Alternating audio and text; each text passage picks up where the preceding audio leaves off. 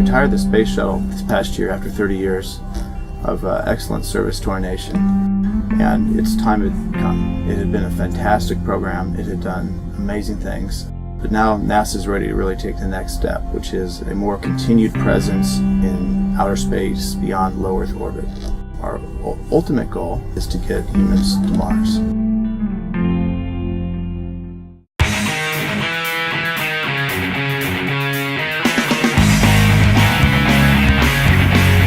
When we started this project, we thought we were really clever thinkers. We had some technology we wanted to explore that involved multiple wheels and the ability to turn in any direction. They thought, well, what if we build a cabin and have the crew go out for multiple days? That's really where this small pressurized rover concept has really evolved into the space exploration vehicle. So the SUV will hold 2 astronauts. They basically live in this module, in this rover.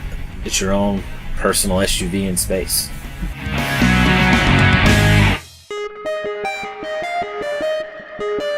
You always want it to be as light as possible. You also want it to be strong enough that it's got your safety factors, that nobody's going to get hurt. You're going at several thousand miles per hour just to escape the Earth's atmosphere. So you've got to be able to handle all these vibrations and all these different things just to be able to get out into space, and the vehicle can't be damaged. There's probably around 60 to 80 parts on this particular rover. It's all done by additive manufacturing for a lot of different reasons. Sometimes traditional manufacturing methods don't really work for some parts that you want to build, where you can do it with additive manufacturing, and it's really simple. It really takes no effort for what would otherwise be a very complex process. Whether it be ducting that's got flame retardant characteristics and properties to it to help keep people safe, or different fixtures and different parts, there's absolutely a place for additive manufacturing.